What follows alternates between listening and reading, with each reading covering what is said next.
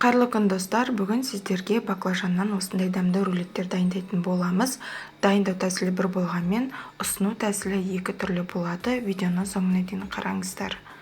Ол үшін 4 дана баклажанды алып, жуып, тазартып, артық жерін кесіп алып тастаймыз.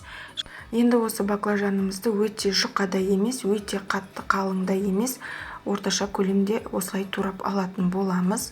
Салқын суға 1 шай қасық тұзымызды салып, 15 минутқа бетін жауып қалдырамыз. Суымызда баклажан тұру қажет. Ашуы, бояуы, ащысының барлығы осы сумен кететін болады. Осындай тәрелкемен бетін жауып, бастырып қоятын боламыз. Оған дейін соусын дайындаймыз. Соусы өте қарапайым. Майонезімізге чесногымызды ұсақтап турап, укробымызды және қара бұрыш қаласаңыздар себуге де болады. Жақсылап араластырып, бетін жауып қоясыздар. Достар, егер менің видеом сіздерге ұнап жатырса, арнама тіркеліп, қоңырауша белгісін басып қойыңыздар. Жаңа видео шыққан сәтте сізге бірден хабар келіп тұратын болады. Мінекей 15 минут уақытымыз өтті. Енді осы баклажандарымыздың барлығын суынан сорғытып алатын боламыз. Қағаз салфеткамызды пайдалана отырып, артық суын сорғытып алатын боламыз. Көріп тұрғандарыңыздай.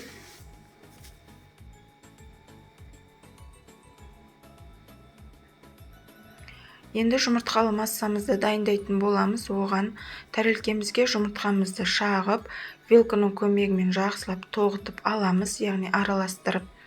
Содан кейін панировочный сухариге араластыра отырып, қызған майда табада қуыратын боламыз. Бастапқы кезде 100 миллиграммдық майды пайдаландым. Майды аз-аздан құйып отырып пісіргендеріңіз абзал. Сонда сіздің баклажандарыңыз өте қатты майлы болып кетпейді. Бірінші жұмыртқаға араластырып, содан кейін панировочный сухариге араластыра отырып, қызған табада орташа отта қызартып пісіріп аламыз. Осы рецепт бойынша жасап көруге кеңес беремін. Бір жасағаннан өте керемет болып шығады. Жасап көріңіздер. Менің балаларыма, отбасы мүшелеріме өте қатты ұнайды. Сондықтан кейде осындай ұзынша етіп те пісіремін, кейде баклажанды домалақ түрінде де кесіп пісіріп алатын кездерімде болады.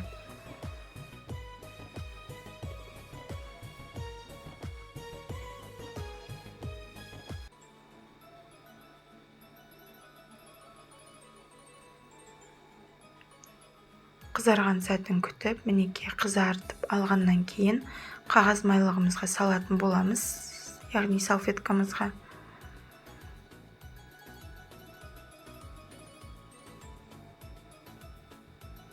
Қонақтарыңызға дайындап ұсынсаңыздар да өте дәмді әрі керемет болып шығады.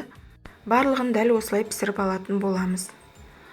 Алдын ала жуып тазартылған помидорымызды орташа көлемде турап аламыз. Көріп тұрғандарыңыздай. Енді баклажанды рулеттерімізді екі түрлі әдіспен жинайтын боламыз. Бұл жерде барлығын қасыма дайындап алдым.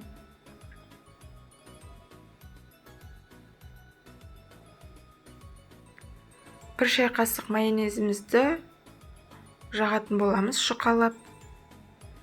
Оның үстіне салат жапырағын қойып, помидормен бірге ораймыз. Ұстап тұруға зубочистка немесе осындай шпажка болса жақсы. Әсемдік ретінде өте әдемі болып тұрады. Егер жоқ болса, ол міндетті емес.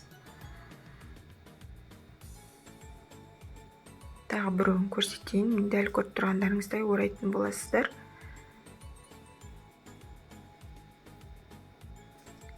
Қалған бөлігін баклажанымыздың ортасын кесіп, майонезімізді түгелдей жағып, 4 бұрышты пішінге сәйкес етіп жинайтын боламыз.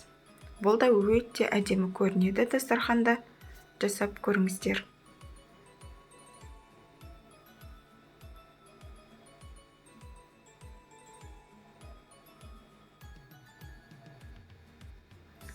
мерекелік кешке немесе отбасы мүшелеріңізге жасап ұсынсаңыздар өте дәмі керемет, ұнайды деген сенімдемін. Жасап көріңіздер.